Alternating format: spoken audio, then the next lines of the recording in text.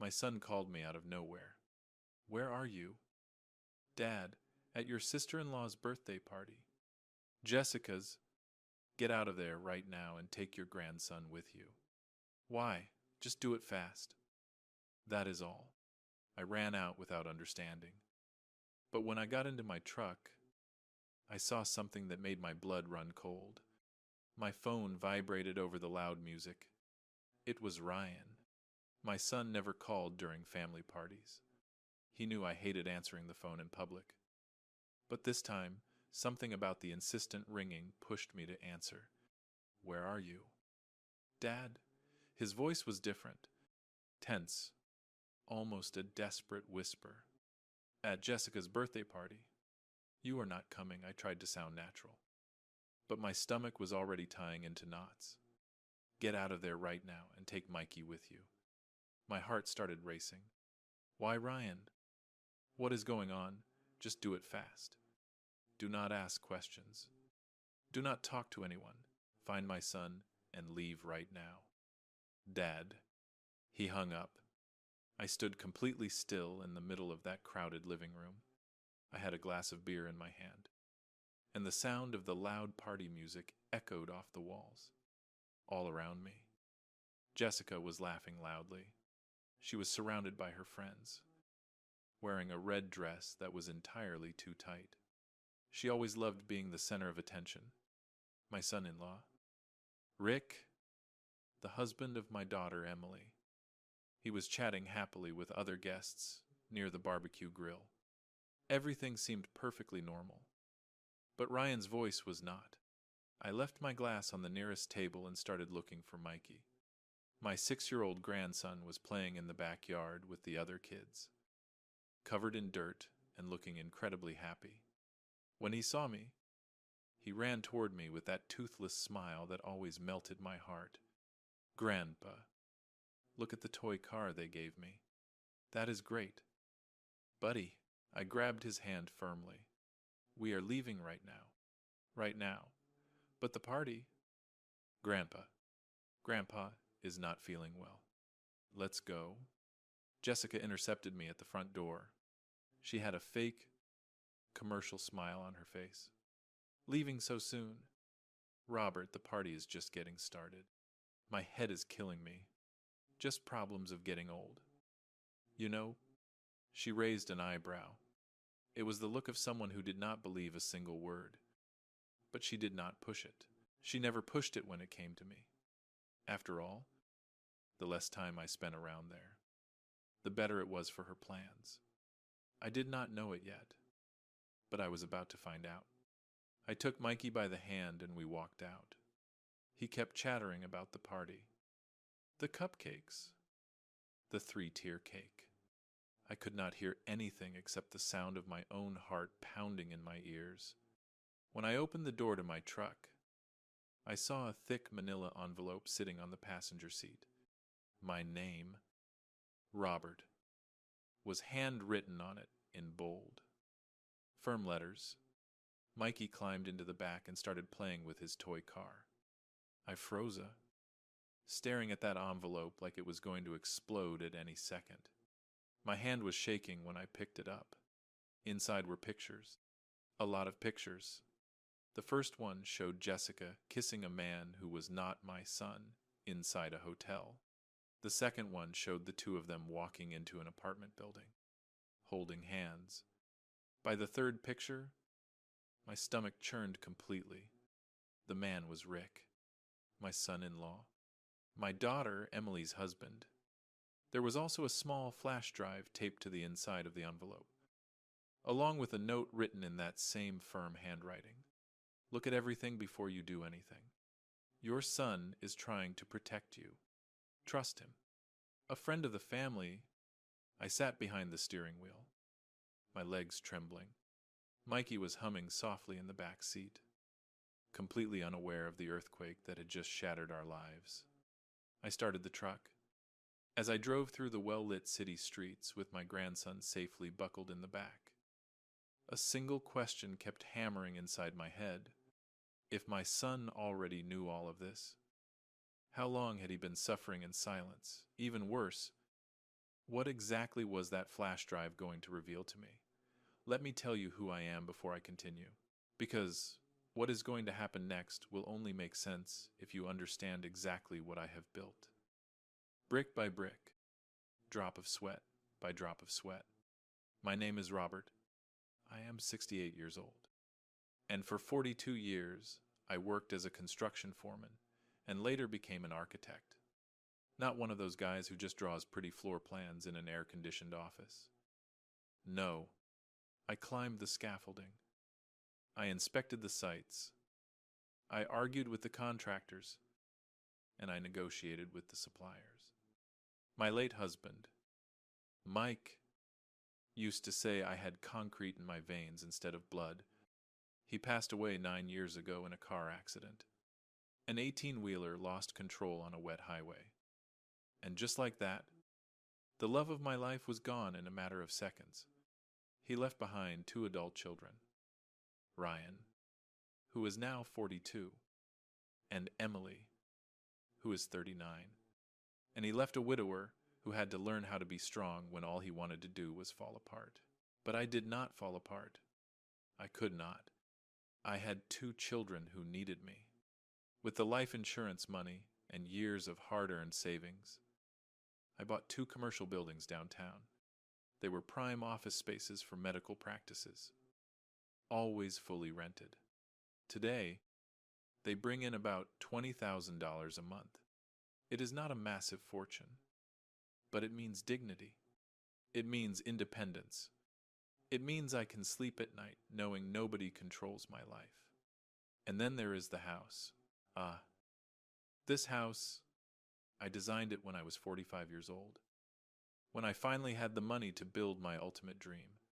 3 bedrooms, a covered patio, a sunroom, and a beautiful wooden staircase that Mike polished with his very own hands.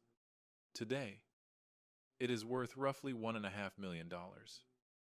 But to me, it is priceless. Every corner of this place holds a memory. The kitchen tiles I picked out when we were expecting Emily through a surrogate.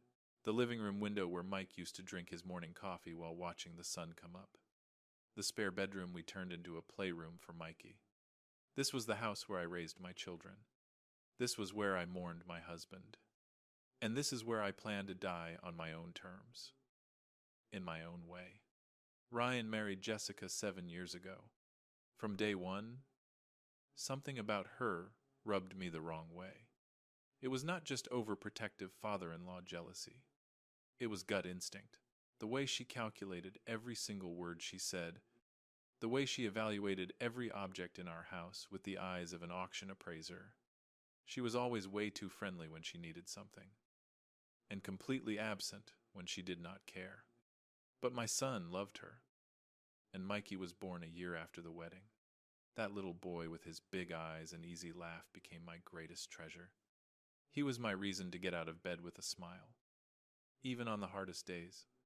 Emily, my youngest, married Rick 3 years ago. He was, or at least pretended to be, everything a father could ever want for his daughter. Pulire, hardworking, attentive, a branch manager at a bank, well-spoken, and always sharply dressed. But over the last few months, something had shifted. Emily had lost a lot of weight. She became very quiet. She stopped visiting me by herself. She always came over with him, glued to her side, completely controlling the conversation. Whenever I asked if everything was okay, she would just give me a weak smile and change the subject. I knew deep down that something was very wrong, but I could not figure out what it was. Now, with these photos resting on my lap and this flash drive burning a hole in my pocket, I was about to find out exactly what was happening. I pulled up to the house with Mikey, who was already half asleep in the back seat. I carried my grandson to the guest bedroom. I carefully took off his sneakers so I would not wake him up. I tucked him in with the dinosaur blanket he loved so much. I kissed his warm forehead. Sleep tight. Buddy, Grandpa is going to take care of everything. But as I closed the door and walked toward my home office, gripping that little flash drive in the palm of my hand. I was not so sure I could take care of anything, because everything I had spent my life building, the house, the assets, the family, it was all about to crack wide open, and I could not even begin to imagine how deep those cracks really went. I sat down in my office chair, the exact same chair where I had drawn up so many blueprints for houses so that other families could live happily. I turned on the computer. I plugged in the flash drive, and what I saw made me realize that Jessica and Rick were not just having a cheap affair. They were business partners, and their entire master plan had my name right at the center of it. The glow of the computer screen lit up my face in the dark room. It was 11:47 at night. The house was dead silent, except for the soft hum of the ceiling fan and my own heavy breathing. I clicked on the first file. It was a video recorded from inside a car. You could clearly see Jessica and Rick walking into a cheap highway motel. The date stamp in the bottom corner showed it was from 6 months ago. I clicked the next one. An audio recording, Jessica's voice. Totally unmistakable. She had that singing tone she always used when she was excited. Babe. Ryan is getting weaker by the day. Yesterday, he almost passed out walking up the stairs. Is it really working? Rick's voice replied. Calm and deeply methodical. Perfectly. The more dependent he becomes, the better. Emily is also right where we want her. I upped the dosage on her anti-anxiety meds. She does not even question anything anymore. My hand flew to cover my mouth. I kept listening, my heart feeling like it was going to explode straight out of my chest. And what about the old man? Jessica asked. I knew instantly that the old man was me. He is sharp. We have to be careful with him, Rick said. But I have a buddy, Dr. Vance. He can write off a certified diagnosis for senile dementia if we need it. At his age, nobody is going to ask any questions. They laughed. They both sat there laughing as if they were planning a beach vacation, not the total destruction of an entire family. I paused the video. I stood up and walked over to the window. I needed air. I needed to wrap my head around this. Ryan was being actively poisoned. Emily was being drugged into a stupor, and they were planning to have me declared legally insane. I walked back to the computer. There was more. I opened a folder labeled Ryan's medical records. Inside were scanned documents and lab reports with obviously altered results. One cardiology report showed severe arrhythmia and an imminent risk of a massive heart attack. But right next to it was another file. The original record. It showed everything was perfectly normal. My son was completely healthy. My son was taking heavy prescription medication for a disease he did not even have. I quickly searched the name of the pills on the internet. High doses of beta blockers. The side effects read like a horror story. Extreme fatigue, dizzy spells, severe muscle weakness, psychological dependency. Jessica was slowly killing my son, and he had absolutely no idea. I kept digging. More audio files, more videos. One video showed Rick sneaking into the apartment he shared with Emily in the middle of the day, when she was supposedly away at work. It was filmed from a distance, probably by the private investigator Ryan had hired. Rick was carrying a little pharmacy bag. Another audio recording. This one was more recent. Just 2 weeks ago. His will has got to be in that desk drawer. Everyone has a will, especially old guys, Rick said, once we get him to sign a power of attorney over to one of us. The rest is just paperwork. And Ryan? Jessica's voice sounded incredibly eager. When he drops dead from a sudden heart attack, you get everything. A grieving widow with a little boy. The whole family will pity me. Nobody will look into it. And if the kid is not even his, that is even better. Less complications with the inheritance. I squeezed my eyes shut. I could feel the bile rising in the back of my throat. Mikey, my sweet grandson, sleeping innocently in the next room, completely oblivious to the fact that his own mother was talking about his existence like he was nothing but a tax loophole. I opened the final file. It was a PDF document, a highly detailed, step-by-step plan, probably typed up by Rick. He was always the organized one. Phase 1, systematically weaken Ryan, physically and mentally. Phase 2, isolate Emily from all family contact. Phase 3, gain Robert's trust, or establish a record of mental decline. Secure power of attorney or legal guardianship. Transfer ownership of the commercial real estate. Sell the properties. Split the total assets. 60% for Rick, 40% for Jessica. At the very bottom, there was a handwritten note that had been scanned. Estimated timeline for completion, 6 months. Total estimated value of combined assets, $2.5 million. They had calculated everything. They had put a price tag on my entire life and split it up on a spreadsheet. I shut the computer down. I sat there in the dark, listening to the sound of my own breathing. I thought about Mike. I thought about what he would have said. I remembered him building the staircase in this very house, hammering in every single nail, sweating, smiling over his shoulder at me. Robert, a building only stays standing if the foundation is rock solid. Do not ever forget that. The foundation of my family was cracking, but it had not collapsed yet, because they had made one massive, fatal mistake. They severely underestimated the architect. And every good architect knows one universal truth. Before you start building, you need to have the entire project mapped out in your head. Every pillar, every support beam, every stress point. I grabbed my phone. I sent a text message to Ryan. Come over here right now. We have a lot to talk about. And son, thank you for protecting me. His reply came back in seconds. I am on my way. I could not tell you before. I am so sorry. Dad, I am sorry for everything. I stared at the little flash drive resting on my desk. They wanted to tear me down, but I was about to show them exactly what happens when you try to mess with the wrong foundation. Ryan arrived half an hour later. I heard his car park abruptly in front of the house. The car door slammed a lot harder than usual. I heard his quick, heavy footsteps coming up the stone walkway.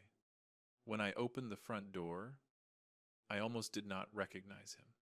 My boy, this strong, 42-year-old man who used to play touch football on the weekends. The man who used to carry Mikey on his shoulders for hours without breaking a sweat. He looked completely unrecognizable. He was far too thin. He had deep, dark circles under his eyes. His shoulders slumped down like he was carrying the weight of the entire world on his back. But the worst part was his eyes. They held a horrible mix of deep shame, agonizing pain, and something I had never seen in him before. Pure fear. Dad. His voice was fragile, broken. I pulled my son inside and hugged him as tight as I possibly could. He trembled against my chest. A fully grown man, shaking like a terrified little boy. Have a seat. I will go put on a pot of coffee. I do not want coffee. Dad, I just want you to forgive me. I stopped dead in my tracks in the middle of the living room. Forgive you for what? Ryan, for being completely blind, for being stupid, for putting you and Emily in terrible danger. We sat down on the living room sofa, facing each other. This was the exact same room where I had taught him how to tie his shoes, where he told me he was going to be a father for the first time, where we sat and cried together the night Mike died. Ryan took a deep, shaky breath and started talking. I figured everything out about 3 weeks ago. I had been feeling awful for months. Constante exhaustion, dizzy spells, my heart racing for no reason. Jessica kept insisting I go see a doctor. This amazing cardiologist she supposedly knew. The guy terrified me. Dad. He told me I had a severe arrhythmia, that I could literally drop dead at any minute if I did not get on medication. He rubbed his face. Looking utterly exhausted, I started the treatment. But instead of getting better, I got so much worse. I could barely function at work. I was sleeping all the time. The nightmares were awful. Jessica was constantly hovering over me, micromanaging my pill schedule. She always said it was for my own protection. My stomach tightened into a knot. So what made you finally doubt her? A credit card statement. I noticed a charge for a cheap highway motel. I confronted Jessica about it. She swore it was a bank error, that she had never even been near that place. But I saw it in her eyes. Dad, it was a complete lie. Ryan stood up and paced over to the window, shoving his hands deep into his pockets. I called Tom. Do you remember him? My old buddy from engineering school. He works as a private investigator now. I asked him to look into it with absolute discretion, and he handed me everything. Photos, videos, the audio files. It was 1,000,000 times worse than I could have ever imagined. Rick, I said, barely able to force the name out of my mouth. Yeah, my own brother-in-law, my sister's husband. They have been sneaking around together for at least 6 months. But it is not just them cheating. Dad. He turned around to face me, and I saw the tears rolling freely down his cheeks. She is literally trying to kill me. Tom managed to pull my actual medical records through a contact he had at the testing lab. My heart is perfectly fine. It always has been. I stood up and wrapped my arms around my son again. This time, I was the one shaking. Jessica forged the test results, he continued, his voice cracking. Her and that doctor. I found out later that the cardiologist grew up with Rick. They've been friends since childhood. The pills I have been taking are real, but they are for a condition I do not even have. They've been slowly poisoning me to death. Dear God. Ryan, there is something else. He pulled back slightly and wiped his face with the back of his sleeve. When Mikey was born, Jessica flat out refused to let them run a full blood type panel on him. She claimed it was unnecessary nonsense and told me I was just being insecure. We never talked about it again. But Dad, I am almost certain he is not my biological son. Ryan, none of that matters. Yes, it does. Dad, it matters. Not because it changes how I feel about that boy. I would take a bullet for him whether he has my blood or not. But it matters because Jessica used him. She trapped me with a child who might not even be mine, just so she could get her hands on who I am, what I have, and everything you built. He sat heavily back down on the sofa. I wanted to tell you sooner, but I was so scared. I was terrified of being wrong, of blowing up our entire family over crazy paranoia. So I told Tom to dig deeper. That is when he uncovered their master plan. The recordings of them talking about you, about Emily, about letting me die.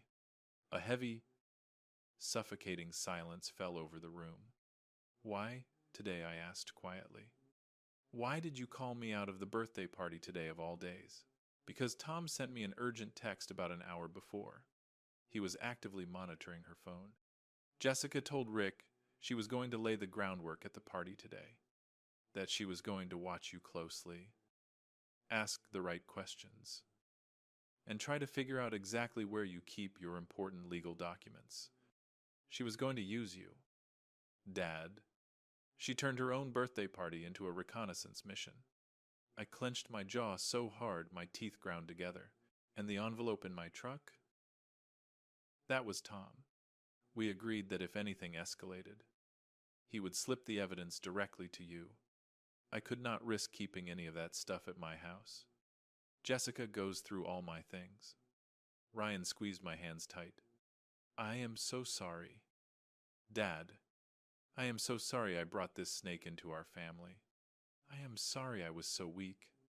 I am sorry I did not see it coming. I am sorry I put you in the crosshairs.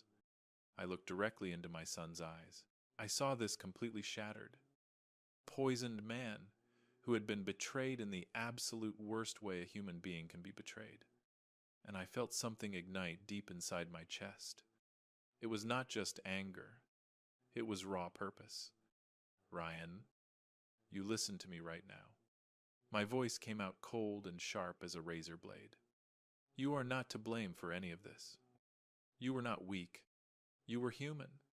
You trusted the woman you loved. That is not a character flaw. That makes you a decent man. I squeezed his hands right back. But right now, we are going to start playing a very different game. We are going to protect this family. We are going to protect Emily and Mikey and you. And we are going to teach those two exactly what happens when you mess with the wrong people. I smiled for the first time in hours. Sand. I spent 42 years designing commercial buildings. I know exactly where to place the explosive charges to bring down a massive structure.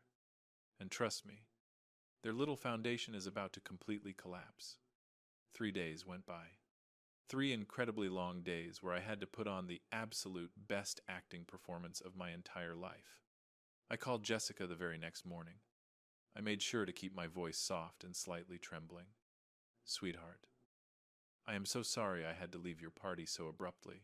I got hit with one of those dizzy spells again. You know how it is when you get to be my age. She answered with an overly sweet, entirely fake tone of concern. Oh, do not even worry about it. Robert, the only thing that matters is your health. By the way, you really should go get a full checkup. I actually have the contact information for an amazing doctor if you want it. I bet she did. Maybe I will look into it, I replied. But hey, to make it up to you, how about you all come over to my house for dinner this Saturday? It has been a while since I had the whole family together. There was a very brief silence on the other end of the line. Then she answered, I would absolutely love that. I will bring dessert. Of course she would. She never showed up empty-handed, always calculating her next move, always trying to look perfectly helpful and sweet. Next, I called Emily. My daughter answered the phone with a thick, slurred voice that completely broke my heart. Dad, did something happen? Nothing is wrong. Sweetie, I just miss you. Come over for dinner on Saturday. It will just be the immediate family. I will. I have to check with Rick first. Emily. I hardened my tone just a fraction. You are a grown woman. You do not need his permission to come visit your own father. There was a long pause. Then she whispered, Okay, Dad, we will be there. I hung up the phone with my chest physically aching. My little girl was slowly fading away, swallowed whole by heavy sedatives and cruel manipulation. But I was going to pull her out of it, even if it was the last thing I ever did.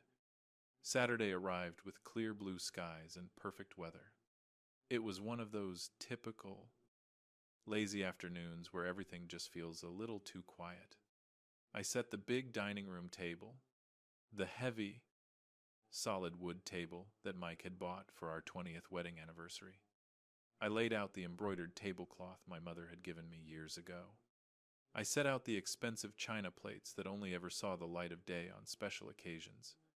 I cooked a massive pot roast, the exact recipe my kids used to beg for when they were little. I made creamy mashed potatoes, roasted vegetables, and a basket of warm dinner rolls. I made sure everything looked absolutely flawless, because presentation is key.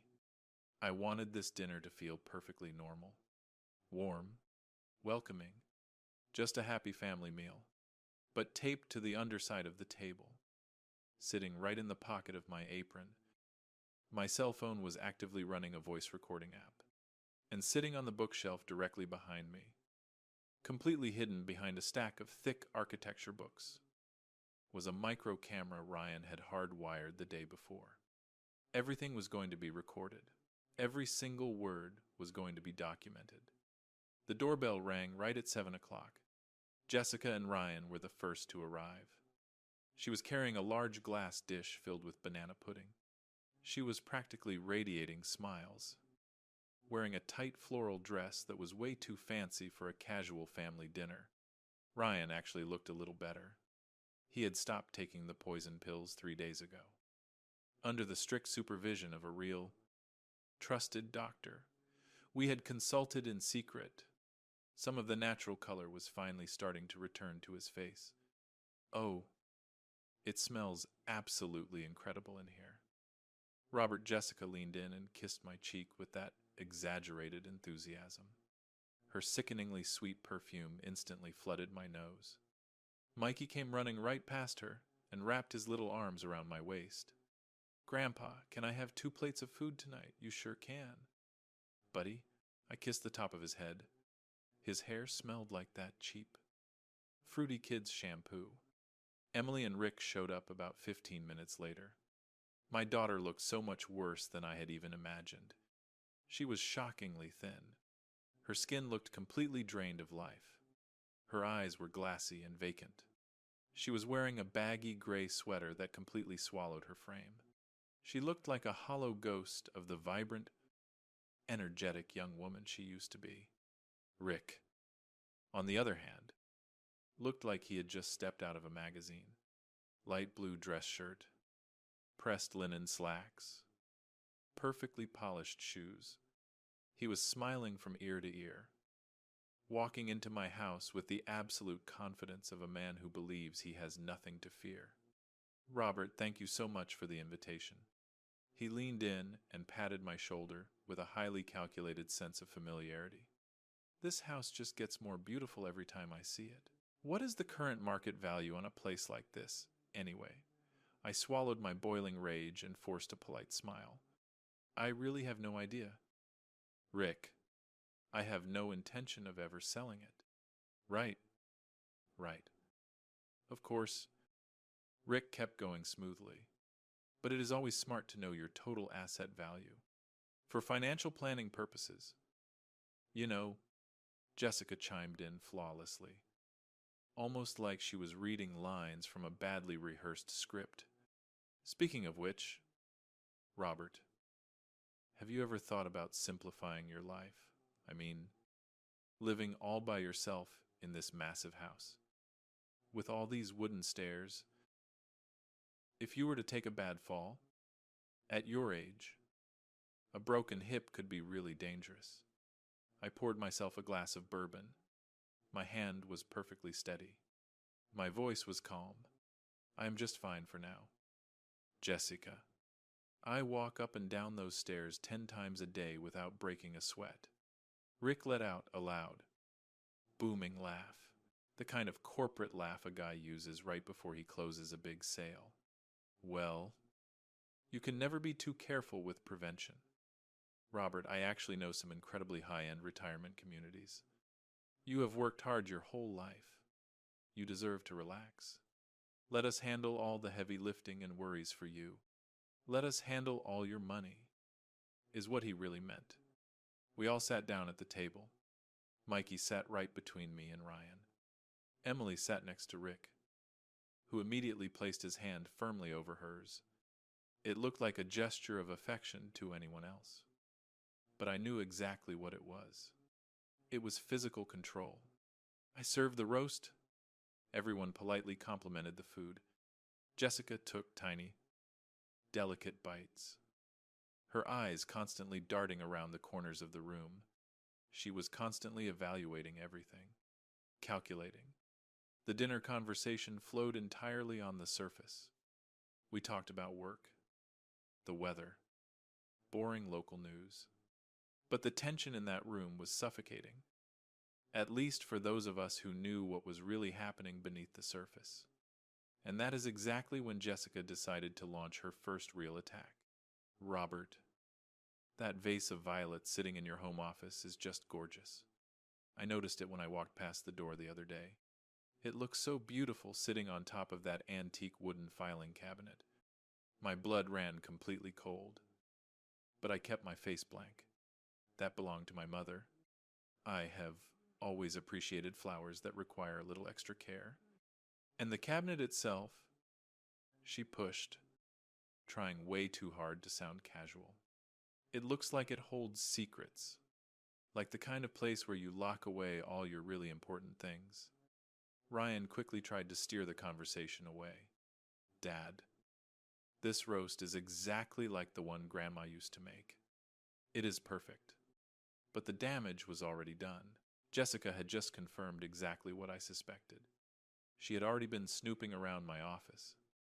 She had already scoped out the locked cabinet.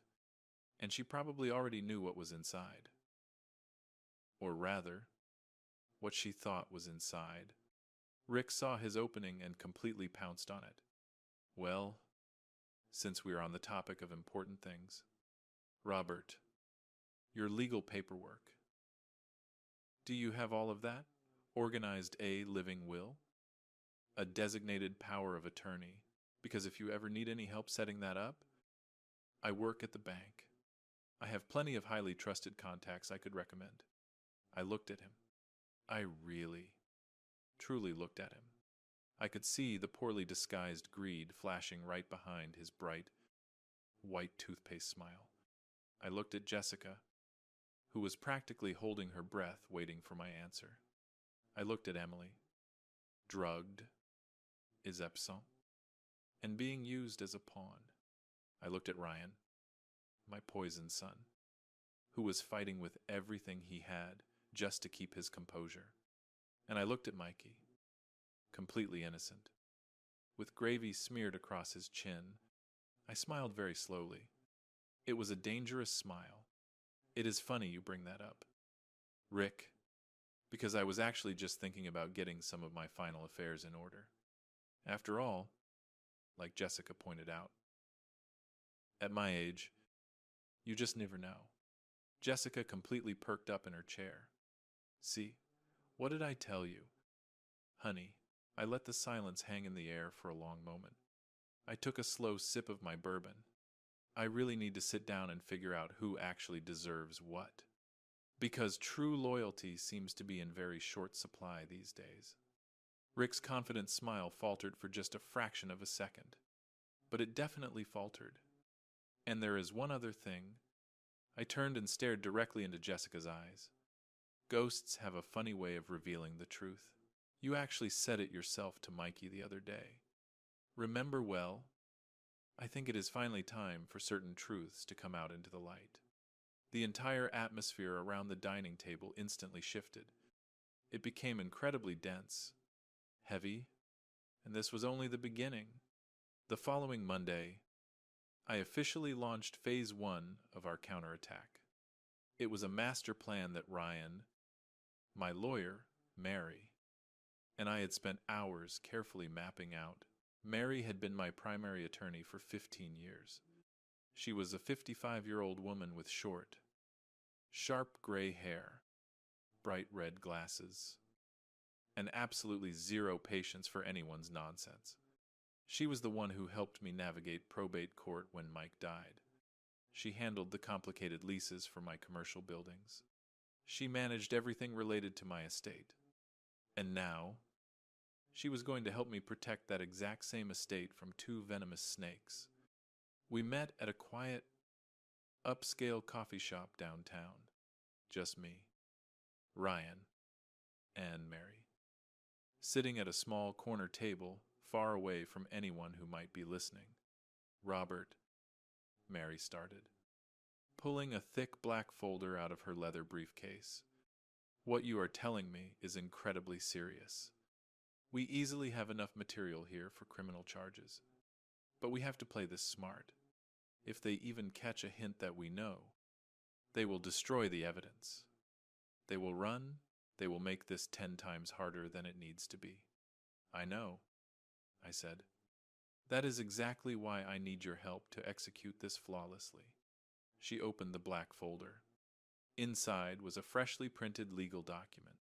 This is your actual, legally binding will. 40% goes to Ryan. 40% goes to Emily. 15% goes into an airtight trust fund for Mikey until he turns 18. And the final 5% goes to the children's charity you have always supported. I nodded. That was exactly how I wanted it. Jessica and Rick are explicitly written out, with a strict disinheritance clause. Mary continued, adjusting her red glasses, meaning, even if they try to drag this through probate court to contest it, they will not get a single dime, and this document stays locked in my office vault. It is fully notarized and bulletproof.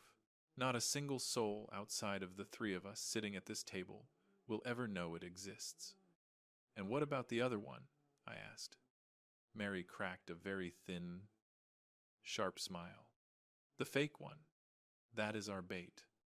She pulled out a second document. It looked completely identical to the first one in formatting, but the contents were wildly different.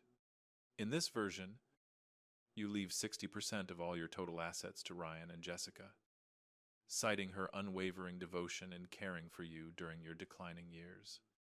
The rest is split between Emily and a few charities. It looks incredibly authentic. It even has a forged notary seal, a fake one, obviously, but they will be far too excited to ever verify it. Ryan nervously spun his coffee cup around on the table. But what if they actually try to use it in court? Mary looked at him like he had asked a silly question. First of all, it is a legally void fake. Second, your father's actual will is registered with a prior overriding date. And third, by the time all of this blows up, they will both be facing serious felony charges. A judge is not going to let two indicted criminals contest an estate. I took a deep breath. So, we just plant the fake will. Somewhere Jessica will easily find it. Exactly. Mary snapped the folder shut. But it has to feel organic. She has to believe she outsmarted you. People like her absolutely love feeling like they are the smartest person in the room. I drove back home with the fake will sitting on my passenger seat. It felt like it was burning a hole right through the upholstery. That very same afternoon, I started laying the groundwork. I called up my next-door neighbor, Betty. She was a sweet, 72-year-old woman, but she had the biggest mouth in the entire county. If you wanted a rumor spread across the neighborhood by sunset, all you had to do was tell Betty it was a strict secret. Betty, can I ask you a favor? Do you want to come over tomorrow morning for a cup of coffee? The next day, I welcomed Betty into my kitchen with a slice of cake and a fresh pot of coffee. I let the conversation flow naturally for a while. We talked about our aching joints, our grandkids, neighborhood gossip, and then, right at the perfect moment, I dropped the bomb. You know, Betty. I have actually been organizing a lot of my legal paperwork lately, putting together a will, estate planning. At our age, you just never know when your time is up. Right? Her eyes instantly lit up with pure curiosity. Oh, Robert, you are so right. I finally did mine last year. It is so important, and you have so many properties to worry about. Yes, I see it. Putting on an Oscar-worthy performance. My kids deserve to have everything taken care of when I am gone. Especially poor Ryan. With his awful heart condition, I just need to make absolutely sure that he and Jessica are financially taken care of. Betty practically jumped out of her chair. A heart condition, oh my goodness. I had no idea. Oh, please do not tell anyone. Okay, he really hates talking about it, but it is very serious. Severe arrhythmia. He is on a lot of heavy medication, but Jessica is taking such wonderful care of him. Thank God for her. The seed was planted. Within 48 hours, Every single person on my block would know that Ryan was deathly ill, and that the rich old architect next door was aggressively updating his multi-million-dollar will. It was exactly what I wanted. 2 days later, I initiated phase 2. I needed to leave the fake document in a place that felt secretive, but was actually embarrassingly obvious. I slid the fake will inside a very official-looking manila folder. I placed it inside the second drawer of my antique wooden filing cabinet. It had a tiny brass lock on it. Then, I hid the little brass key inside the pot of the violet plant, sitting directly on top of the cabinet. I buried it right under the top layer of dirt. It was a ridiculously predictable hiding spot. Anyone who actually spent 2 minutes looking would find it. All I had to do now was make sure Jessica came looking. Thursday afternoon, she called me, exactly like I knew she would. "Robert, how are you feeling? I have missed you. Can I come over for a little bit, just the two of us to catch up?" I smiled into the phone receiver. "Of course. Sweetheart, come on over." Jessica arrived an hour later, dressed to the nines, tight designer jeans, a low-cut blouse, and perfectly styled hair. She was holding a brown paper bag from that incredibly overpriced bakery downtown. "I brought you some fresh pastries. I know they are your favorite." I welcomed her into the living room. I had the coffee ready and the side table perfectly arranged. We played the perfect roles of the loving father-in-law and the doting daughter-in-law. We made empty small talk for a while. She asked how Ryan was doing.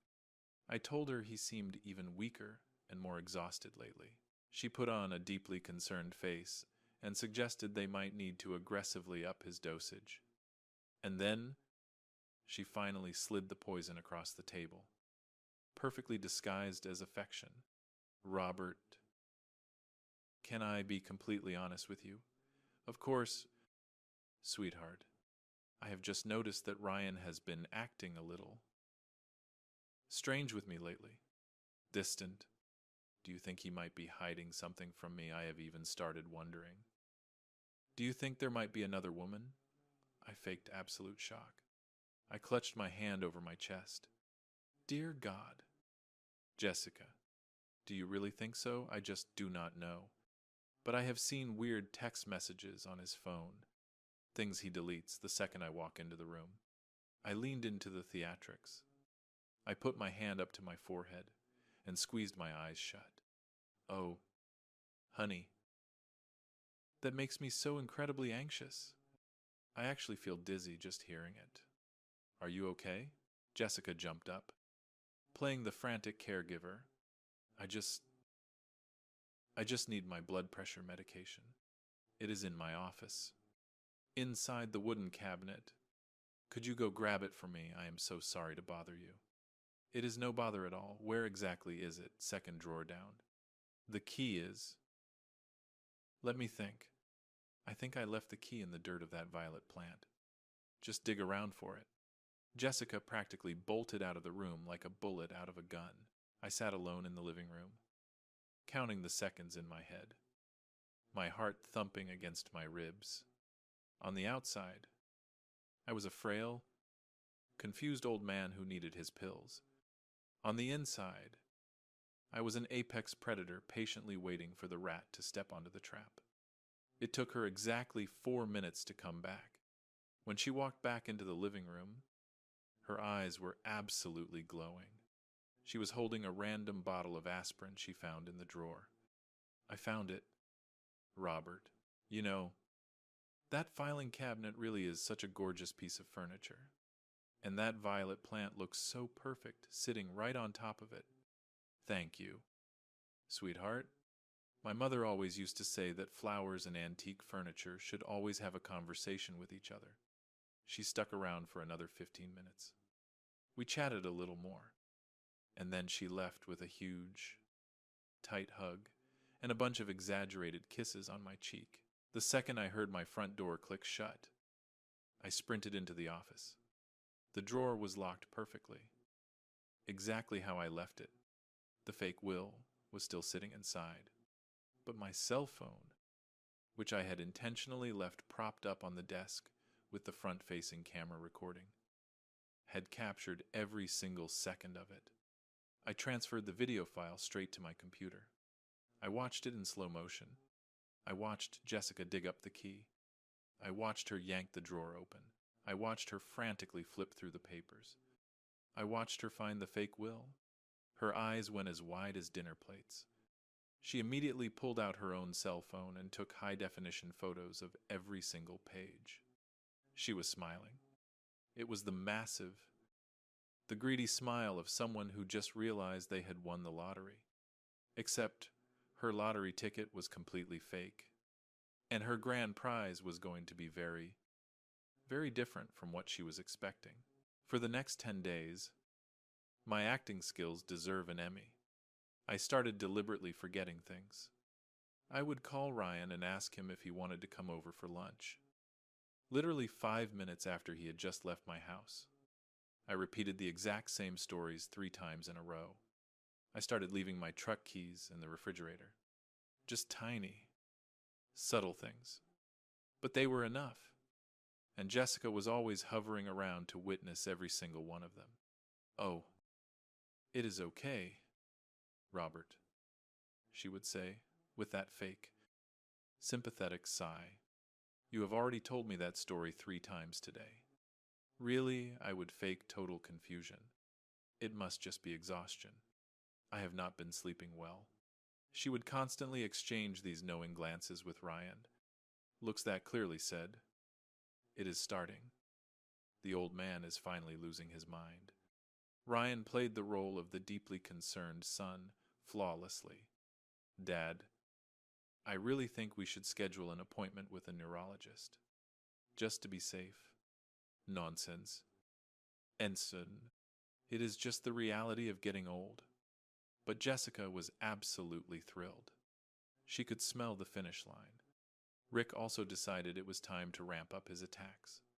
He started coming over to the house a lot more often, always dragging Emily along with him. My daughter was fading more and more every single day. She looked like a complete zombie, totally numbed out on pills. "Robert," Rick said one afternoon, using that overly polished banker voice, "I was actually thinking about something. Why don't you let me take over the management of your commercial real estate properties? I manage wealth portfolios at the bank every single day. I could optimize your lease agreements, boost your profit margins. Consider it my contribution to the family." "That is very kind of you." "Rick, I will definitely think about it. I could even draft up a very simple, limited power of attorney," he pushed, "just to make things easier. You would never have to worry about signing tedious paperwork ever again." I smiled at him softly, innocently. "I will be sure to discuss it with my lawyer. I will talk it over with my lawyer." He insisted 2 more times, always with Lily by his side, nodding mechanically like a broken doll. Every one of his visits tore me apart inside.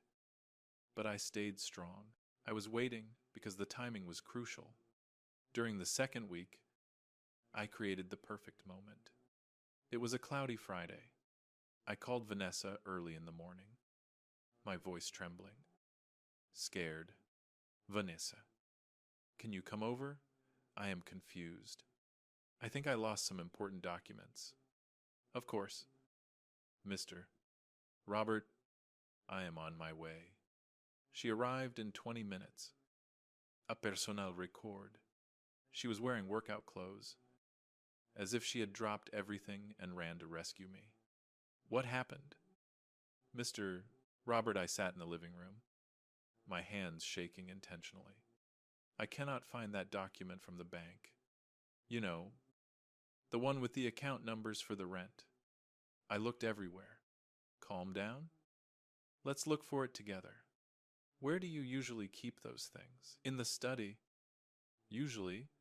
But, oh, Vanessa, my head is so confused lately. Sometimes I forget where I put things." She placed her hand on my shoulder, acting falsely maternal. "You need help. You know, You cannot stay alone like this. What if something happens to you and no one is around? Have you ever thought about giving power of attorney to someone you trust to Charlie, for example? Or to me? That way, if you forget something, we can take care of things without worrying you. There was the strike I was waiting for. I put on a thoughtful face. That makes sense. But I don't know. I am afraid of losing control over my affairs. It would not be losing control. It would be having support. You still decide everything. But with help. I pretended to think about it a little more. Let me talk to my lawyer. I will make an appointment to understand better how it works. Her eyes lit up. Excellent idea. Do you want me to go with you? It would be good. Thank you. Sweetheart, she left there practically dancing.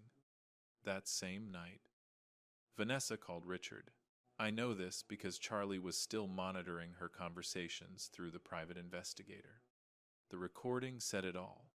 Richard, it is set. The old man is confused, forgetful, and scared. He is going to agree to the power of attorney. When he is going to talk to his lawyer next week, I offered to go with him. I will make sure the document is broad. Total control. And Charlie getting weaker every day. The other day he almost fainted on the stairs at the house. It is a matter of time. When it happens, I claim his part of the will, and we speed up the rest. Perfect. Once we have the power of attorney, we sell those buildings, transfer the money, and we disappear. 3 months. Tops. 3 months, and we are free. My love. Free and rich. They laughed. When Charlie showed me the recording, I felt a hate so pure it scared me. But that hate gave me clarity. The following Monday, I made an appointment with Mary, but not at her office. We agreed to meet at a discreet notary office far from downtown, where we had allies. I let Vanessa know.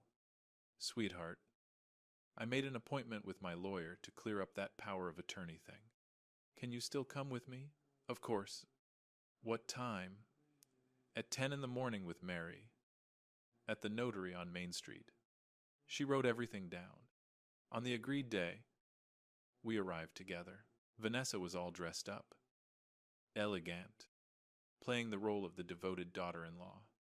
Mary received us professionally. Mr. Robert, who do you want to grant this power of attorney to? I looked at Vanessa. She smiled encouragingly. To my son, Charlie, so he can help me manage my affairs. Vanessa's smile faded slightly. And maybe to me as well. After all, I am his wife. It would be more practical if we both had it. Mary pretended to think about it. It is possible, but you must be sure. Mr. Robert, a power of attorney grants broad authority. The person can access accounts, sell real estate, and sign contracts in your name. I looked worried. That is a lot of responsibility. Vanessa jumped in. But it is to make your life easier. Imagine having to go to the bank, sign papers, deal with paperwork. We handle all of that. And you can just relax. Mary kept a neutral expression. I will prepare a draft. But first, I need some documents. Mr. Robert, did you bring your updated records? I pretended to just realize. Oh my God, I forgot them. Vanessa sighed softly, annoyed. It doesn't matter. We can go get them and come back another day. Perfect. Mary agreed.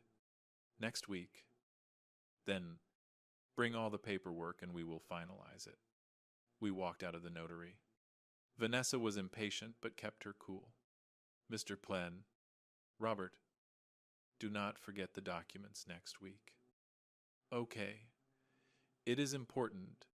I will write it down. Sweetheart, I promise. But that meeting next week never happened. Because 2 days later, on Wednesday night, Vanessa and Richard were about to receive a visit that would change everything. A visit they did not expect. A visit I had been preparing for weeks. And the time had finally come to make their house of cards collapse. Card by card. Lee by Lee. Poison by poison. At the crack of dawn on Thursday, my doorbell rang. It was very early in the morning. That time when the silence is so heavy that the slightest noise is deafening. I got up, alarmed, my heart racing. Who could it be? At this hour, I answered the intercom with a raspy, sleepy voice. Hello, Dad. It is me. Lily's voice was trembling. Desperate. Please. Let me in. I ran to the gate, and what I saw shattered me. My daughter was barefoot, her feet dirty with soil and asphalt. She was wearing a thin, wrinkled white nightgown. Her hair was a mess, and mascara was running down her face. She was shaking. I didn't know if it was from the cold or from panic. My God. Lily. I pulled her inside and quickly locked the gate. What happened? She collapsed in my arms. Literally. Her legs gave out, and I had to hold her tightly to keep her from falling. I carried my daughter inside, laid her on the living room couch, covered her with a blanket, and turned on the heater. She was shaking convulsively, her eyes distant, breathing heavily. Lily, look at me. Are you hurt? Did he hit you? She shook her head. No, he didn't hit me. But, Dad. Her voice broke into a sob. I cannot take it anymore. I cannot keep pretending everything is okay. I sat next to her and took her freezing hands. Tell me from the beginning. And she did. Between tears, I'll pose, and shivers, my daughter spilled out 6 months of pure hell. I found out a long time ago. Dad. The messages between him and Vanessa, I found them by accident on his laptop, in a file he left open. Screenshots of conversations, pictures, plans. My stomach turned. You knew I knew. But I couldn't do anything because the next day Richard realized I had seen them. And that is when the real nightmare began. Lily wiped her face with the back of her hand. He took me to a doctor, a friend of his, Dr. Vance. He said I was having an anxiety breakdown, that it was work stress, hormonal issues. The doctor prescribed tranquilizers, anti-anxiety meds, antidepressants, in high doses. At first, I took them because I really did feel sick. But soon, I realized that the more I took, the more confused I became. I forgot things. I slept too much. I could no longer think clearly, and Richard was always there, controlling my schedule, my phone, my visitors. He blocked my professional calendar and told my clients I was on medical leave. She took a deep breath, fighting back tears. One day, I heard him talking to Vanessa on the phone, saying he had me under control, that I was a solved problem, that soon I would be so drugged up I wouldn't even notice when I transferred my assets to his name. I felt the anger rising like lava. That is when I started faking it. Dad, I pretended to take the pills in front of him, hid them under my tongue, and spat them out in the bathroom later. I had to stay clear-headed. I had to gather evidence. What evidence? Lily reached into the pocket of her nightgown and pulled out a tiny red flash drive. Everything. Recordings of when he threatened me, of when he said that if I told anyone, he would make everyone believe I was crazy, that he would have me committed, that he would even convince my own father that his daughter had lost her mind and needed forced psychiatric treatment. My jaw clenched. There is more. Isn't there? Yes. A lot more. She squeezed my hand tightly. Richard has debts. Huge gambling debts. Online betting. Underground casinos. He lost over $40,000 in the last 2 years. Money from the bank where he works. My God.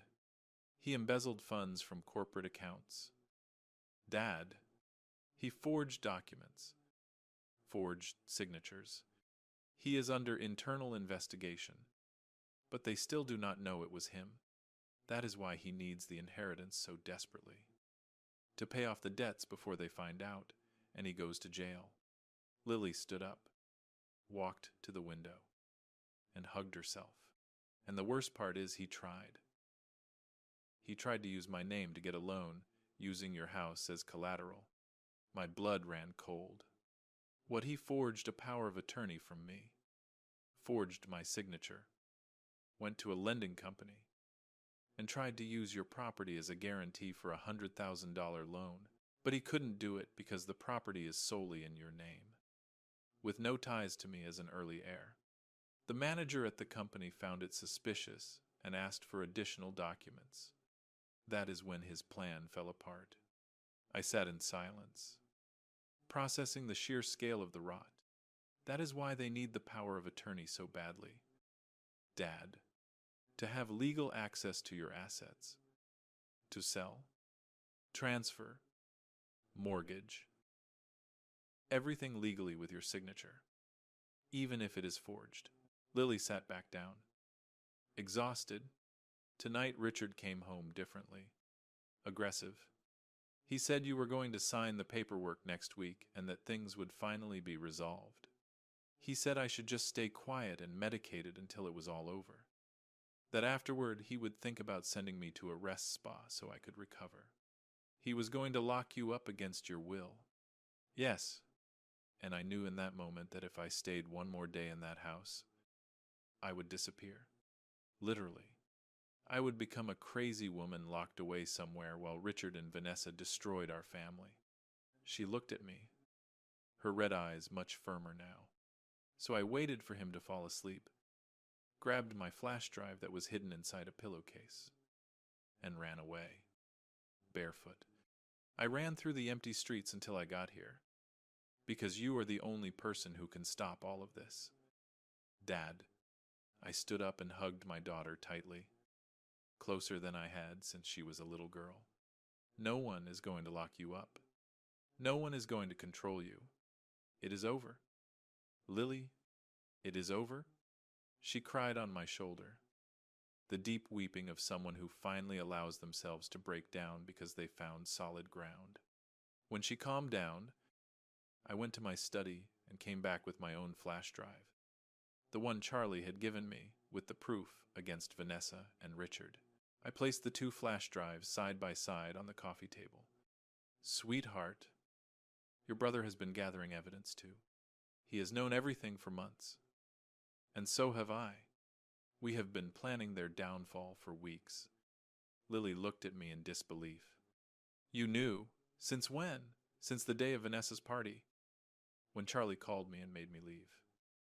When I found an envelope in my truck, I told her everything. The fake will. The act about my senile dementia. The plan with the lawyer. Every single piece strategically positioned. When I finished, Lily's mouth was hanging open. Dad, you are an architect by trade. And every good architect knows that before building something new, you have to demolish the rotten structure. She laughed. For the first time in months. My daughter laughed. And now I looked at her. This woman, broken but not destroyed. Drugged but lucid. Betrayed but not defeated. Now we speed up the timeline, because if Richard realizes you escaped, he will try to move his plans forward. And we cannot allow that. I grabbed my phone and called Charlie. It was 3:45 in the morning. But he answered on the second ring. He was already expecting trouble. Dad, come over right now. Your sister is here, and we are changing our strategy. I am on my way. I hung up and looked at my two kids. My two children that I brought into this world, that I loved, that I protected my whole life, and that I was going to protect again.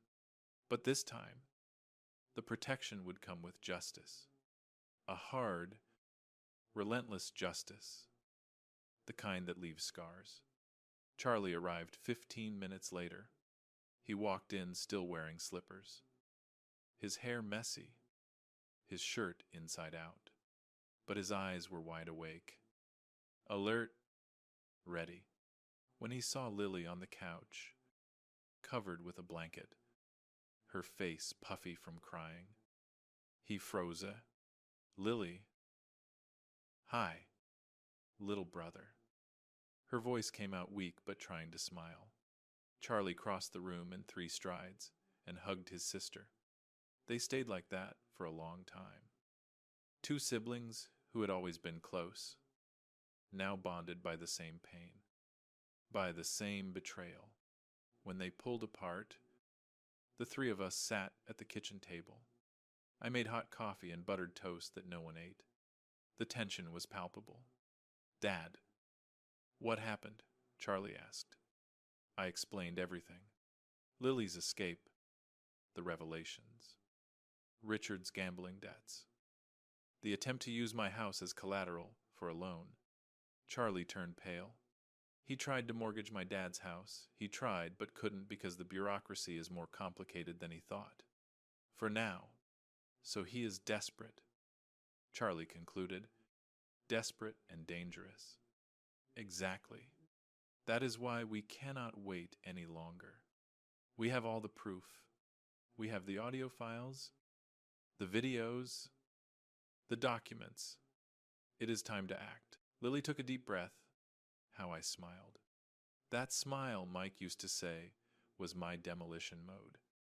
With a dinner here, tomorrow night, the last Friday of the month, Charlie frowned. A dinner, not just any dinner. The final dinner where all the cards are put on the table, where all the secrets are revealed. I leaned forward, where Vanessa and Richard will find out they messed with the wrong family.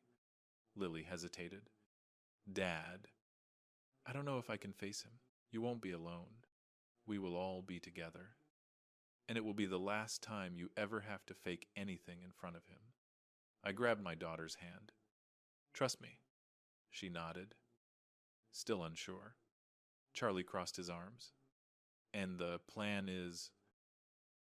I spent the next hour detailing every step, every word, every moment. We rehearsed how it would go, who would say what, how we would reveal the evidence. When the sun started to rise through the kitchen window, the 3 of us were ready. Friday morning, I called Vanessa. My voice was upbeat and cheerful. Sweetheart, how about a dinner at my house tonight? I want to get the whole family together. I have some important news to share. A pause on the other end. News, yes, about some decisions I have made. I think it is only fair that everyone finds out at the same time. Don't you think? Another pause. Then, of course, Mr. Robert. We will be there. What time? 7 in the evening. Nothing formal. Just family. Perfect. What about Lily? She is coming. I lied effortlessly. Her and Richard. Oh, great. The relief in her voice was obvious. She still didn't know Lily had escaped. Richard must have been hiding the fact out of shame or fear. That afternoon, Lily took a shower and put on some of my clothes. A pair of beige linen pants and a simple white shirt. She brushed her hair and put on a little lipstick. When she looked in the mirror, something shifted in her face. Looks like I am back, she whispered. You never left, sweetheart. You were just buried under all that poison. Charlie spent the afternoon setting up the tech. He installed a pull-down screen in the dining room. He connected the laptop to the big television. He tested the audio and video files. He made sure everything would work perfectly right on cue. And I cooked. I made the best rice of my life. Chero beans with bacon and cilantro, just the way Mike loved them. Perfectly grilled steak. A colorful salad. And a traditional flan for dessert. A family recipe. If this was going to be our last meal together, it was going to be memorable. At exactly 7 o'clock, the doorbell rang. Vanessa and Charlie arrived first. She looked stunning, wearing a tight emerald green dress, high heels, and flawless makeup. Charlie stood next to her, quiet and serious. Mr. Robert, it smells wonderful in here. Vanessa kissed my cheek, her expensive perfume invading my nose. Mikey had not come. She had left him with his other grandparents. Vanessa's mother, it was for the best. A child did not need to see what was about to happen. 15 minutes later, Richard arrived alone. He walked into the living room and froze when he saw Lily sitting calmly on the couch, staring right at him. Lily, you are here. When did you leave last night? Didn't you realize? His voice came out steady, controlled. When I left the house last night, didn't you realize? She fired back. He went pale and tried to play it off. Honey, I looked for you. I was worried. Why didn't you tell me you were coming here? Because I didn't want to. Simple and direct. Vanessa and Richard exchanged quick, nervous glances. Well, I interrupted, now that we are all here, please sit down. We sat at the table, the same solid wood table where we had celebrated birthdays, Christmases, victories, and grief. Today, it would be the stage for the truth. I served the food. Everyone ate in a tense silence. Silverware clinking against the plates. Forced chewing. No one was really tasting anything. Vanessa tried to lighten the mood. So, Mr. Robert, what is the news? I finished chewing. I wiped my mouth with my napkin and looked around the table. I have decided to get my affairs in order, after all, as I have been reminded so often. At my age, you never know. Right, she perked up. And how have you organized things? Well, I am going to start with something important. I stood up and walked to the head of the table. I have decided to grant a definitive power of attorney for my commercial buildings. The ones that generate $20,000 a month. Richard leaned forward, paying close attention. This power of attorney, I continued, will be in the name of someone I trust completely. Someone who will manage, take care of, and ensure everything is done right. Vanessa practically lifted out of her seat with anticipation. I took a dramatic pause. That person is my daughter, Lily. Dead silence. Vanessa blinked, processing the information. Lily, but I thought. You thought what? Vanessa. My voice was as sharp as a razor. Richard choked on his drink. Mr.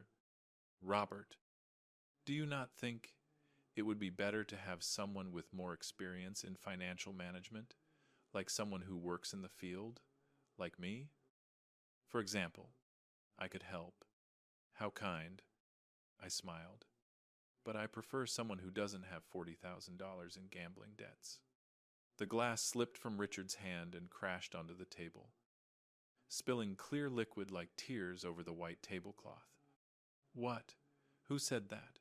The casino manager. The online betting records. The suspicious bank transfers. Do you want me to keep going? He turned white. White as chalk. Vanessa tried to step in. Mr. Robert, I think there is a misunderstanding. A misunderstanding. Like the misunderstanding of you sleeping with my son-in-law for the past 6 months. She froze, her mouth open, speechless. Charlie stood up and grabbed the remote. The television turned on. Let me clear up all the misunderstandings at once. The first image that popped up on the screen was Vanessa and Richard walking into a motel. The date and time were in the bottom corner. 6 months ago. Vanessa stood up from her chair. This is an invasion of privacy. Sit down. My voice was so cold that she obeyed automatically. Charlie fast-forwarded the video. Now, it was audio files. Vanessa's voice echoed through the room. Honey, Charlie is getting weaker every day. Yesterday he almost fainted on the stairs. It is working. Charlie paused the recording and looked at Vanessa. What is working? Vanessa, poisoning me. How she opened and closed her mouth like a fish out of water. The audio continued. Richard's voice. Perfect. The more dependent, the better. Lily is right on track, too. I upped her anti-anxiety dose. Lily stood up slowly, placing her hands flat on the table. She locked eyes with Richard with an intensity I had never seen in her before. You drugged me for months. You isolated me. You turned me into a zombie. You almost tried to have me committed against my will. Her voice was shaking, but from rage, not fear. All of that to steal my money. Lily, honey, it is not like that. Do not call me honey, she screamed. For the first time in years, my daughter yelled. You do not know what love is. You only know how to use manipulate and destroy. Charlie opened another file. The project spreadsheet appeared on the screen, detailing every step, the percentages, the estimated value, $2.5 million. You made a spreadsheet, Charlie said, his voice controlled but heavy with pain. You calculated the price of destroying a family and split the percentages. 60% for you. Richard, 40% for you. Vanessa. He turned to his wife. You poisoned me. You faked my medical exams. You made me believe I was going to die. And for what? For the inheritance to run away with my brother-in-law. Vanessa started to cry. Tears of sheer panic. Not remorse. Charlie, we can talk. We can fix this. He let out a bitter laugh. You wanted me dead. Vanessa, dead so you could have everything. And you thought no one would ever find out.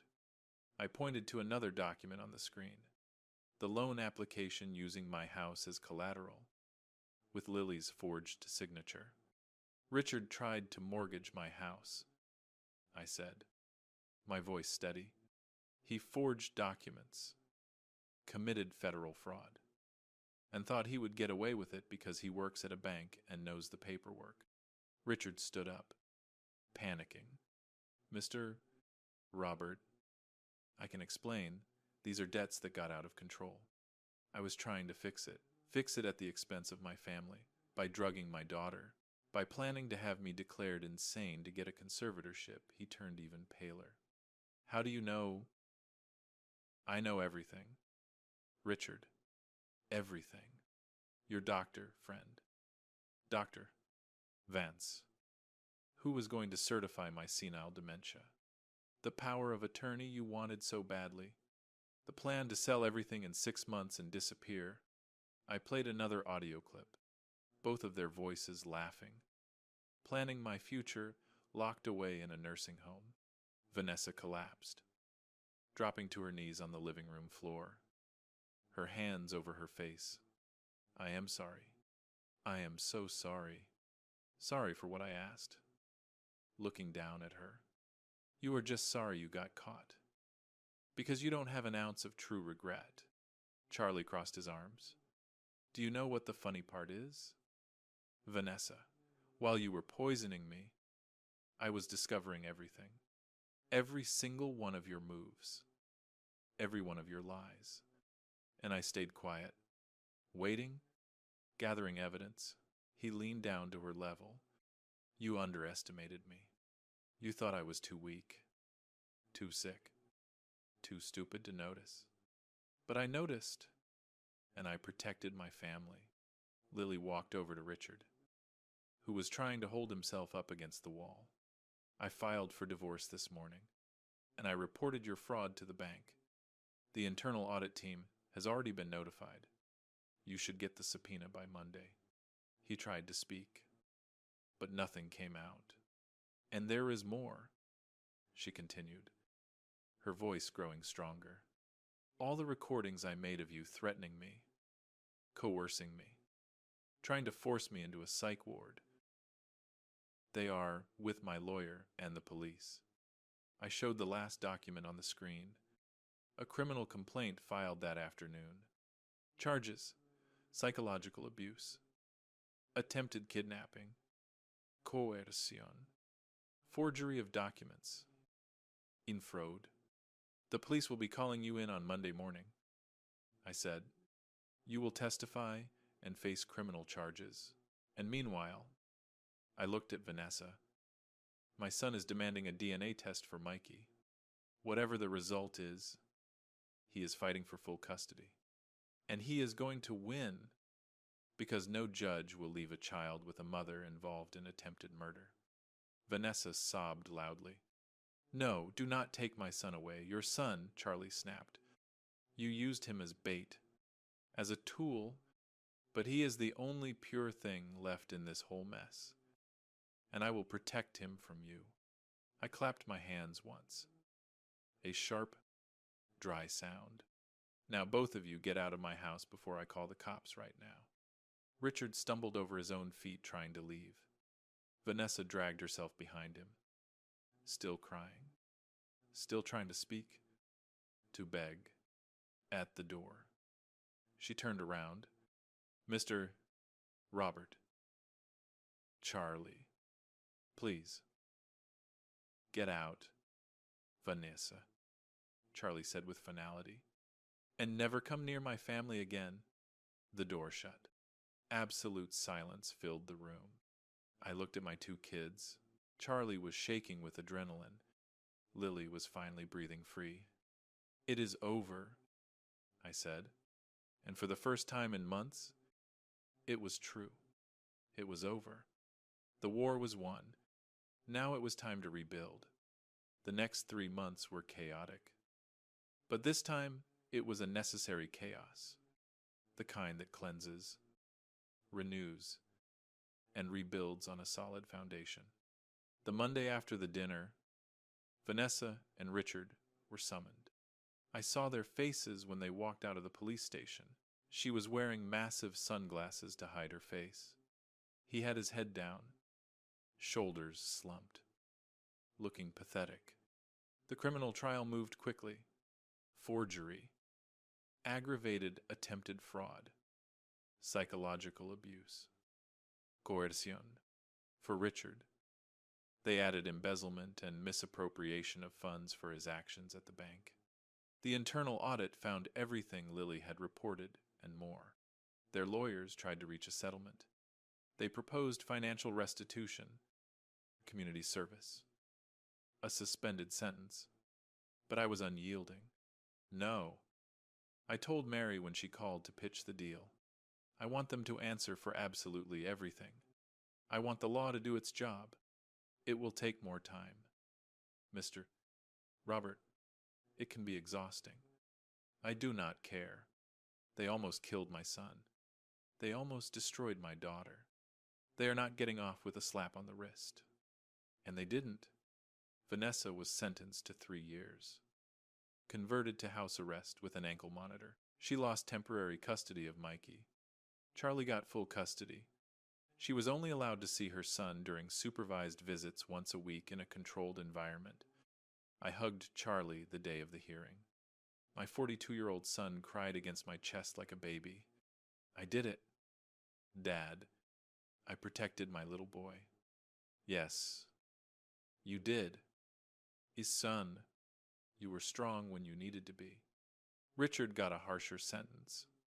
4.5 years in a work release program. Plus, he was fired from the bank for gross misconduct and faced civil suits to pay back the stolen funds.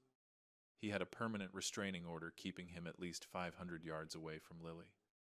Lily's divorce was finalized in record time. 60 days. She wanted nothing from him. No alimony. No division of assets. I just want distance. Dad, I just want him out of my life. Charlie completely stopped taking the medication. Under the care of a real cardiologist, he found out his heart was perfectly healthy. The symptoms were just side effects of the drugs Vanessa had forced on him. In 6 weeks, his energy was back. He started playing soccer again on Sundays. He started laughing again. Mikey's DNA test arrived in a manila envelope on a Saturday afternoon. Charlie opened it with trembling hands, while I stood next to him in the kitchen. He read it, reread it, and closed his eyes. He is not my biological son. His voice choked up. Does that change anything? I asked. He looked at me, tears rolling down his face. Nothing. Dad, absolutely nothing. He is mine. Period. Then that is all that matters. He started the process for unilateral adoption. He wanted Mikey to have only his name on the birth certificate. He wanted the bond to be officially recognized, not by blood, but by choice, by true love. Lily blossomed, without the pills, without the control, without the constant fear. My daughter rose from the ashes like a phoenix. The first few days she suffered from withdrawal shaking, insomnia, rebound anxiety, but we got her serious medical care, intensive therapy, and a lot of family support. In 2 months, she was unrecognizable in the best way possible. She gained some weight back. Her color returned. And the spark in her eyes was there again. She got her old graphic design clients back. She set up her home office in her old bedroom here at the house. Dad, can I stay a little longer? She asked me shyly one night. As long as you want. Sweetheart, this house has always been yours. She moved in for good. She turned her old room into a workspace and bought a new computer with her first paycheck. She started therapy twice a week. Moving back in with your dad isn't weakness. She told me one day, it is a survival strategy. It is a fresh start. I corrected her, and a fresh start requires solid ground. I sold one of the commercial buildings, the smaller one on Main Street with the older framing. I closed the deal for $1 million, fair market value. I split the money right down the middle, half for Charlie, half for Lily. Dad, you don't have to do this. Charlie started. Yes, I do. You need to rebuild. You are going to need lawyers to finalize the adoption. Lily will need a new apartment when she feels ready. It is an investment in the future, not charity. They accepted it with tears in their eyes. But they accepted it. Mikey goes to child therapy every Tuesday and Thursday. At first, it was hard. He didn't understand why his mom disappeared. Why he lived only with his dad. Why he visited her in a weird place with people watching them. But Charlie explained it in a way a child could understand. Mommy did some things that were not right, and she has to learn to be better. But Daddy is here. Grandpa is here. Aunt Lily is here. And we love you more than anything in the world. Today, at 6 years old, he is doing better. He plays. He smiles. He gets to be a kid again.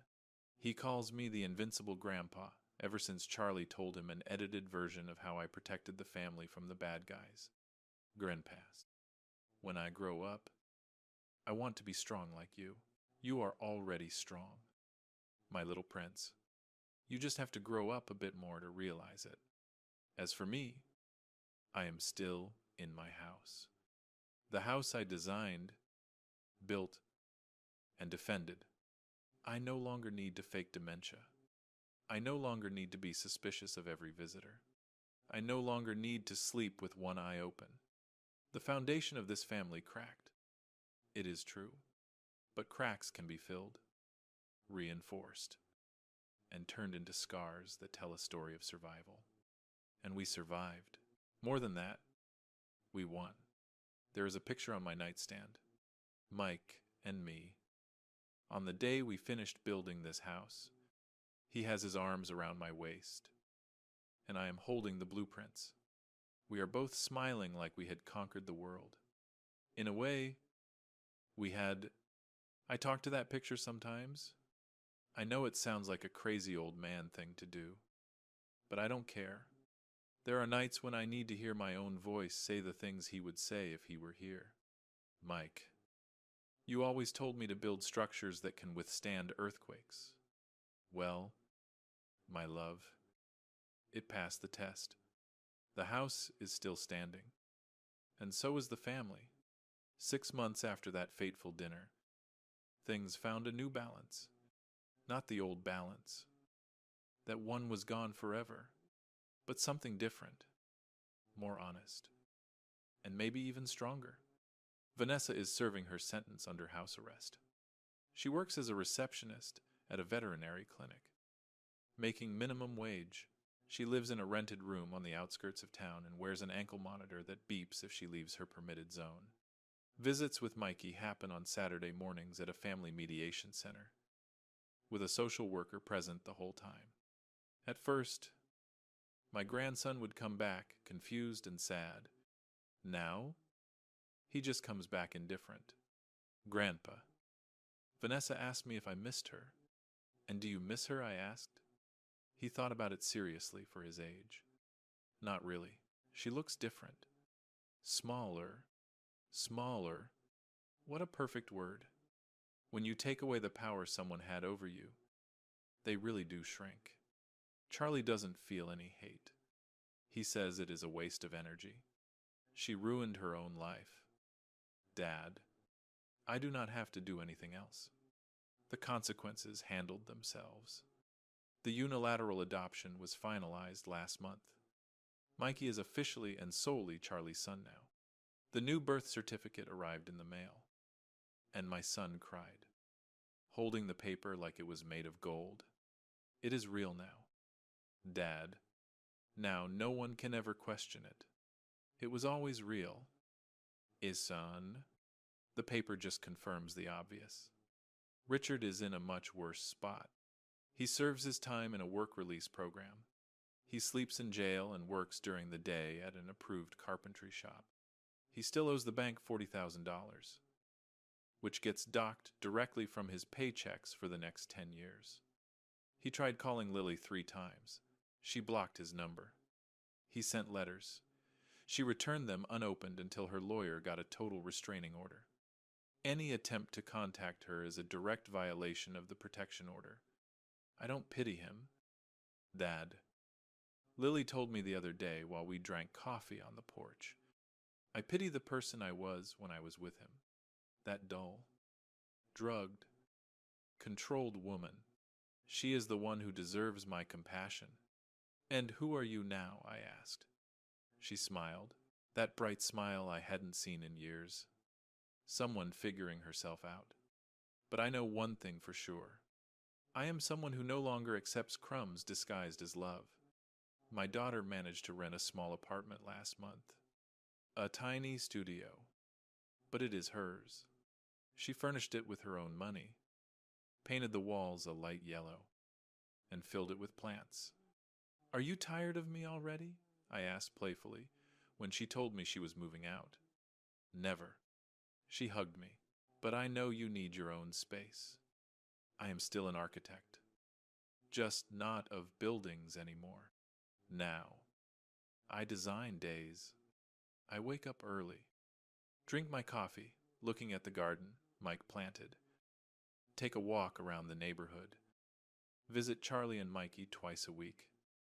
And have lunch with Lily on Sundays. I relearned something I had forgotten. Family is not an inheritance. It is not an asset.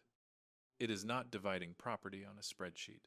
Family is who is left standing when the storm passes.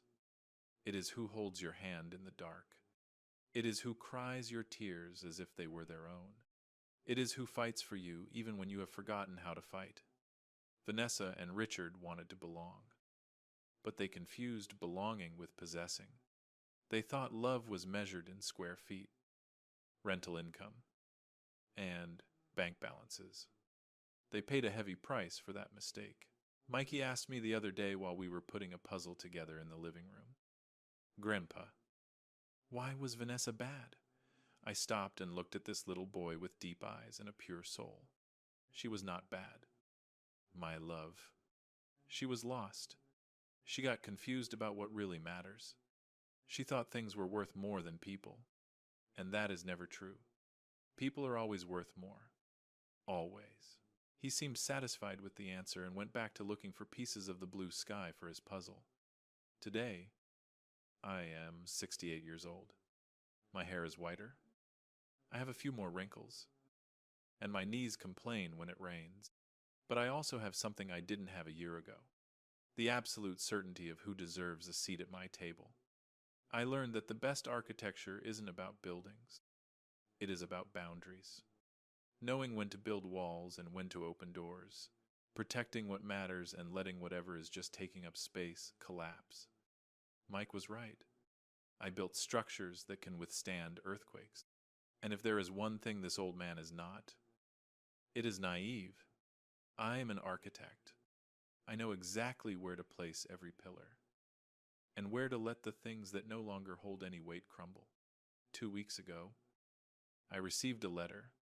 It was from Vanessa, handwritten in that exact script I used to see on birthday cards.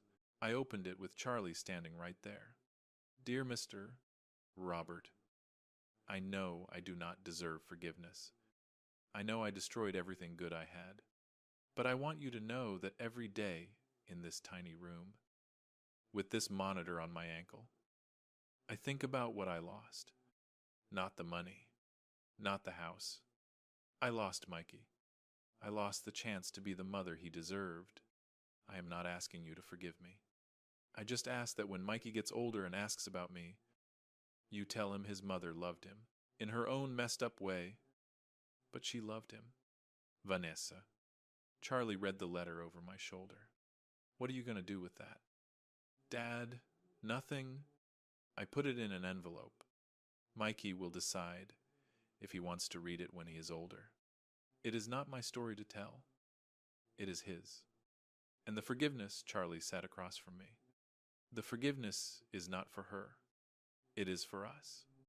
So we don't carry the weight of hate for the rest of our lives. But forgiving doesn't mean forgetting. And it definitely does not mean giving her another chance to hurt us. Wise words. Some. I learned them from you. Dad, last Sunday, we had a family get-together. Just the 4 of us. Me, Charlie, Lily, and Mikey. I made barbecue. The recipe Mike perfected over the years. We had fresh tortillas. Lily brought iced tea, and Charlie brought dessert. A lemon pie from the local bakery. We ate on the patio. The afternoon sun washing over the garden, Mikey chased butterflies through the flowers. Charlie and Lily talked about a joint project. Her designing the graphics for a new construction company he was starting. I looked at them. My 2 kids. My survivors. My warriors. "What are you thinking about?" Dad, Lily asked. "That we are lucky." Lucky Charlie raised an eyebrow. "After everything we went through, yes. Because we are here. Because we chose to fight instead of giving up. Because true love isn't the kind that never breaks. It is the kind that repairs itself stronger than before." Lily took my hand. Charlie took the other. Mikey came running and climbed onto my lap. All sweaty and happy. "Grandpa, we are always going to be together, always. My little prince, because that is what a real family does. It stays." That night, after everyone left, I sat in my favorite armchair with a cup of tea. The house was quiet, but it was a different kind of quiet. No longer the tense silence of waiting for the other shoe to drop. It was the peaceful silence of knowing the battle was over. I got up, went to my study, and opened the drawer where I kept important documents. There was my real will, the one Mary had drawn up. I took it out and read it again. 40% to Charlie, 40% to Lily, 15% to Mikey in a trust, 5% to the children's charity I had supported for years. Simple. A fair and clear. But more important than the will was the letter I had written to go with it. A letter that would only be opened when I was gone. I read it again. My dearest children, if you are reading this, it means I am finally reunited with Mike. Do not cry for me. I lived a full life, loved deeply, and had the privilege of watching you grow into good people. The money I leave you is not what matters. What matters is what you learned during this process. You learned that dignity is not negotiable, that family is built with actions, not words, that forgiveness is freedom, not weakness, that true love protects. It doesn't possess. Charlie, to be the father to Mikey, you have always been. Blood doesn't make a family. Love does. Lily, never let anyone dim your light again. You shine brighter than you can imagine. Mikey, when you are old enough to read this, I want you to know that your grandpa loved you from the very first moment. You are proof that the most beautiful things in life sometimes come wrapped in the most complicated circumstances. I love you. I have always loved you. And wherever I am, I will keep watching over you. Your father and grandfather. Too, Robert. I folded the letter, slipped it back into the sealed envelope, and placed it with the will. I closed the drawer and walked back into the living room. I picked up the picture of Mike and me and held it in my hands. We did it. My love, we protected what we built. And for a second, I swear I felt his hand on my shoulder. That warm presence that had never really left. Outside, the city kept its rhythm. Cars driving by, dogs barking, life moving on. But in here, in this house that I designed with my own hands and defended with my wits, there was peace. The kind of peace that only comes after the storm. The kind of peace you earn, not the kind you are handed. I sat down in my armchair, closed my eyes, and, for the first time in a year, I slept without a single worry, because I knew that when the sun came up, my family would still be standing, cracked, maybe, but stronger in the broken places, because that is what we architects do. We don't avoid the cracks. We reinforce them and make them part of the structure. We turn them into character. And this family, my family, has a lot of character.